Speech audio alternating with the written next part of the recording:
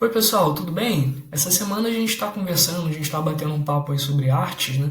E não poderia deixar de falar aqui na matemática, mostrar que a matemática está bastante associada ao conceito de beleza, né? Então a gente tem, né, as ideias de estética, de beleza, sempre associadas a simetrias, a regularidades. Isso é o que a gente mais tem em matemática, né? O que mais aparece em matemática e a gente vai ver também na natureza, e nas artes, nas construções, na arquitetura, enfim. Bom, para isso a gente vai falar sobre esse conceito de razão áurea, essa ideia de razão áurea. Vamos dar uma olhadinha.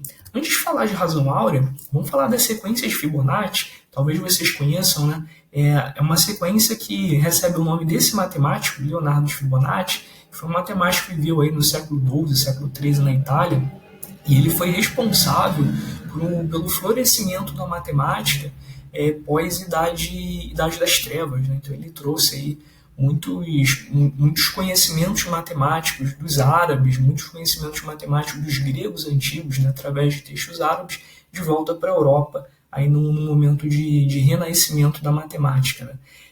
Bom, a sequência de Fibonacci segue a seguinte regra. Ela começa aqui com 1, o primeiro termo é 1, o segundo termo é 1, e a partir do terceiro, cada termo é construído somando os dois anteriores. Então, o 2, né, 1 mais 1, o 3 é 2 mais 1, o 5 é 3 mais 2, e assim por diante. Né? Tá, mas o que tem de interessante nessa sequência? Né? Bom, muita coisa. Né? Primeiro, essa sequência ela aparece de vez em quando na formação de corpos, né, de animais, de plantas, né, enfim. Por que isso? Né? Porque a natureza ela não se inventa toda hora, né? Ela não inventa toda hora uma nova maneira de fazer as coisas. Né? A natureza ela trabalha muito com repetição. Então a natureza ela cria, né, ela cria uma sequência, cria uma ideia, e a partir daí ela vai repetindo essa ideia várias vezes. Tá? O que eu quero dizer com isso? Dá uma olhadinha aqui nos troncos, né? Nos galhos dessa planta. Se eu pego aqui um galho, se eu seleciono um galho, por exemplo, esse aqui, né? Se eu cortar e mostrar só essa parte, né, para vocês, e tampar aqui o nó, né, vai parecer para você que isso é uma árvore completa, tá bom? Então, a partir aqui de cada nó, parece que é como se a gente tivesse uma nova árvore surgindo, né, do zero com as mesmas propriedades da árvore anterior. Então, repara, olha só, que a árvore, né, ela tem um nó, depois ela tem surgimento aqui de dois galhos, né, dois nós, depois três nós, depois cinco nós, e assim por diante, seguindo a sequência de Fibonacci. Mas se ela começasse aqui, né, se esse fosse o caule, né, o galho principal, você teria um nó, dois nós, depois três nós, depois cinco nós, né? Você teria a mesma sequência se repetindo. Isso acontece por conta do crescimento modular do corpo da árvore. Né? Isso acontece não só com a árvore, mas com qualquer ser vivo e até com estruturas minerais. Né? Isso também acontece, tá certo? Bom, outra coisa interessante que a gente pode notar na sequência de Fibonacci é que se a gente for pegar, né, a razão entre termos consecutivos, essa razão, né, à medida que a gente vai avançando na sequência, essa razão sempre se aproxima de um número mágico. Né? Esse número, ó, se eu faço todos esses números, 34, 55, 89, 144, 233, são termos aí consecutivos da sequência de Fibonacci. Né? Vou até voltar aqui no slide anterior para a gente ver, né? 34, 55, 89, 144. O que acontece? Se a gente fizer a razão aqui entre esses termos, a gente vai sempre encontrar, ó, valores aqui que vão se aproximando, 1,6, 1,7. Aqui tinha que ter uma vírgula, tá? Entre 1 e o 6 acabou faltando. E pessoal, esses valores eles vão sempre se aproximando de uma constante que foi batizada lá na Grécia Antiga de razão áurea, tá bom? Razão áurea, ou razão de ouro. Vamos ver aí como é que a gente chega a esse valor da razão áurea, né? Afinal de contas, o matemático ele nunca está satisfeito com uma aproximação, né? O matemático quer sempre saber aí o valor exato. Né? Então, voltando aqui ao slide, a gente vê que essas razões se aproximam de um valor, né? Mas a gente quer, o matemático ele quer ir a fundo na questão, né? O matemático, o cientista, ele quer saber exatamente, né, onde isso vai dar. Bom, pessoal, para isso, a gente pode criar aqui um modelo que chama segmento áureo. Tá? Segmento áureo é o seguinte, é um segmento de reta dividido em dois pedaços da seguinte forma. A definição está aqui, né? A gente vai dividir, a gente vai escolher um pontinho aqui nesse segmento para dividir ele em duas partes, de modo que a razão entre a maior parte e a menor, ela tem que ser igual à razão entre o todo e a maior parte, tá bom? Então, repetindo, a razão entre a maior parte e a menor parte é igual à razão entre o todo e a maior parte. Se a gente dividir um segmento assim, a gente está dividindo ele no segmento áureo.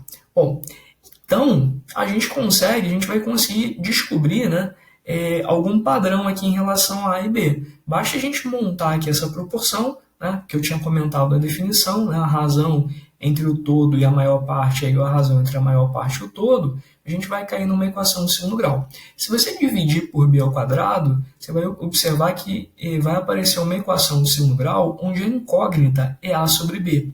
Se você trocar a sobre b por uma letra, né, que a gente usa a letra φ, a gente vai cair numa equação de segundo grau nessa variável e a gente vai resolver e descobrir que φ é 1 mais raiz de 5 sobre 2, aproximadamente 1,618. Essa letra φ a gente usa em homenagem a um construtor, né, um arquiteto grego chamado Fídias, né, que explorava essa ideia do segmento áureo, da razão áurea em suas construções para torná-las mais belas. Né? Bom, mas vamos ver o que isso tem a ver, né? O que tem a ver aí a construção, o que tem a ver a arquitetura com a razão áurea. A gente pode extrapolar para duas dimensões a ideia do segmento áureo e criar aqui um retângulo, olha só, um retângulo com essas mesmas dimensões, A e B, né? A e B que são as dimensões lá do segmento áureo. E aí, pessoal, esse retângulo ele tem uma conexão muito interessante com as sequências Fibonacci. A conexão é a seguinte, você pode construir esse retângulo juntando aqui quadrados de modo conveniente, né? Quadrados cujos lados sejam os números das sequências Fibonacci na ordem. Então tem aqui o 1, o 2, o 3, o 5, o 8, né? O próximo seria o 13. A gente consegue juntar esses quadrados e formar um retângulo com aquela proporção do segmento áureo. Quer dizer, né? Se eu fizer aqui o maior lado dividido pelo menor, vai ser o todo dividido pelo maior. Enfim. E o que é interessante, né, nessa construção é que se a gente for pegando aqui vértices, né, opostos dos quadrados e juntando e ligando, a gente vai formar, olha só, uma figura, né, de espiral, né, uma espiral áurea. E essa espiral, ela aparece muito, né, em várias situações, né, ela é onipresente aí na física, na biologia, na astronomia, né? Enfim, a gente vê aqui alguns exemplos. Por exemplo, né, você tem aquele exemplo clássico, né, da concha aqui do Nautilus, né, que é um animal marinho. Você tem aí na sua orelha, né, a sua orelha apresenta uma espiral áurea, ou pelo menos uma aproximação muito boa disso. Né? E o nosso cérebro aprendeu a enxergar, né, a associar esses padrões à beleza. Né? A gente olha e enxerga a perfeição, enxerga a simetria, né? Enxerga que esse objeto, essa orelha, essa concha, ela é saudável, né? Ela foi construída de maneira perfeita, né?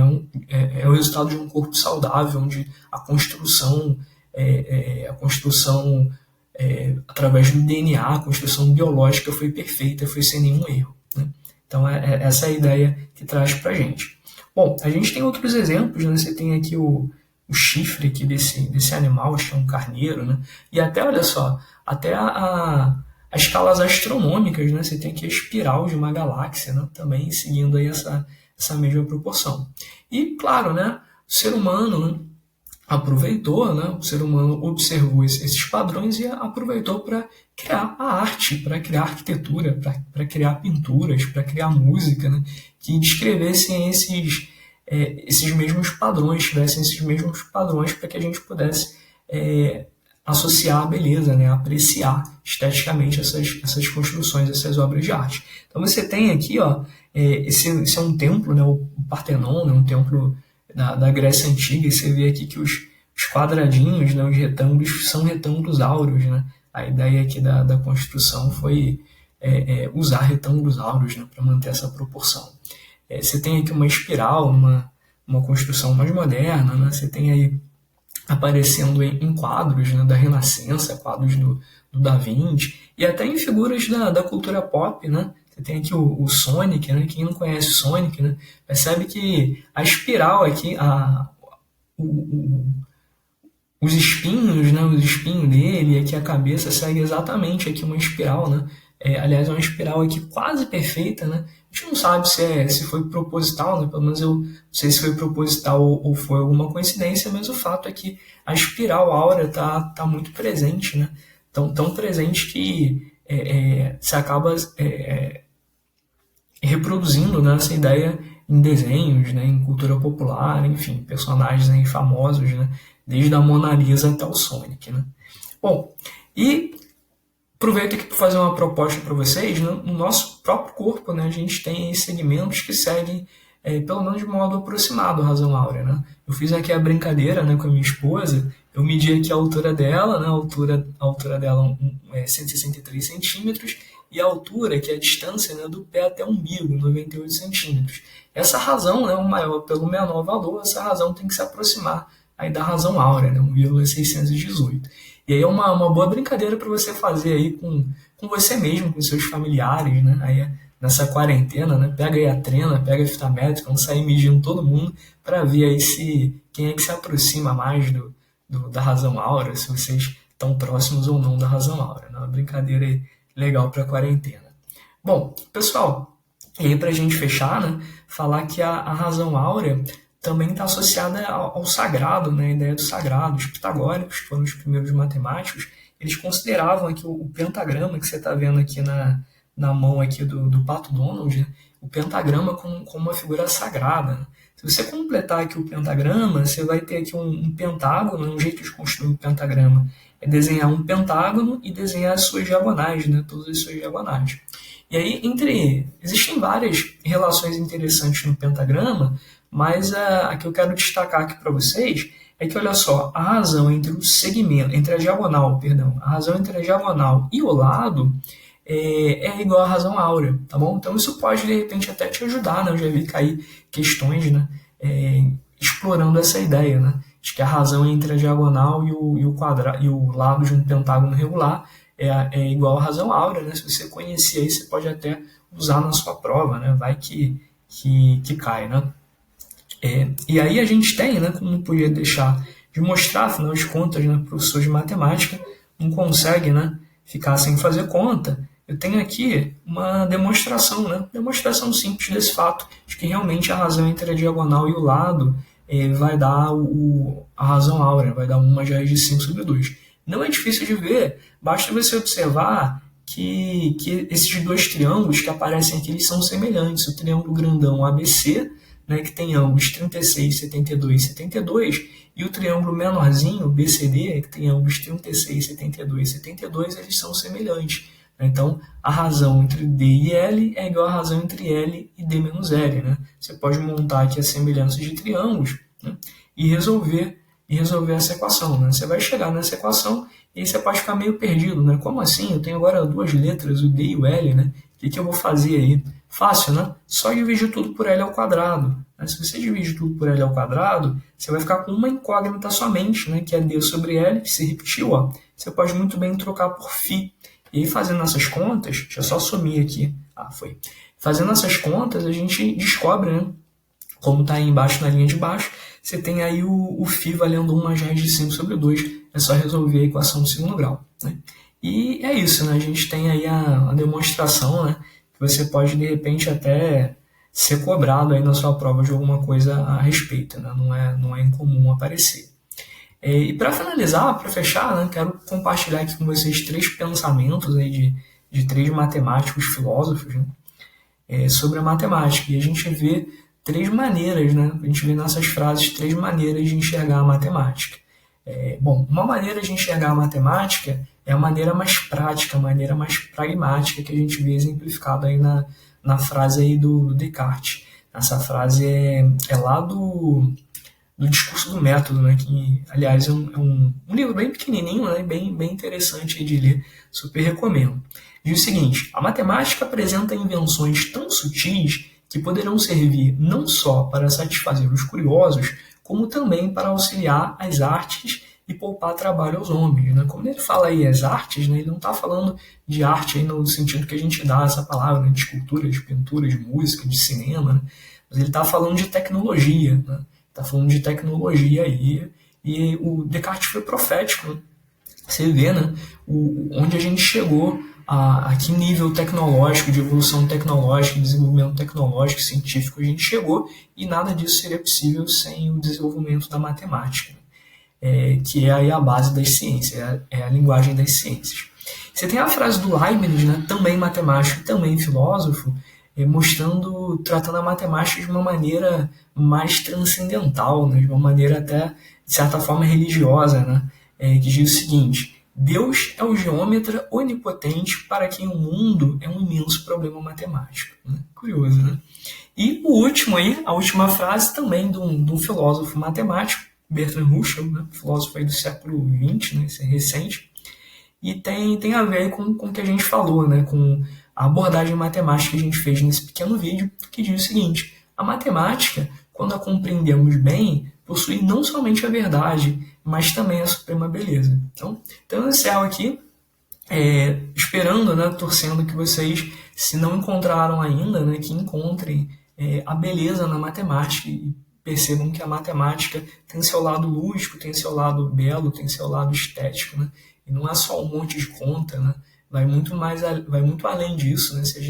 Quando a gente mergulha, quando a gente compreende as ideias, né, a gente consegue enxergar muita beleza e muita regularidade, muita simetria nas entidades matemáticas, nos conceitos matemáticos, na matemática em si. Né?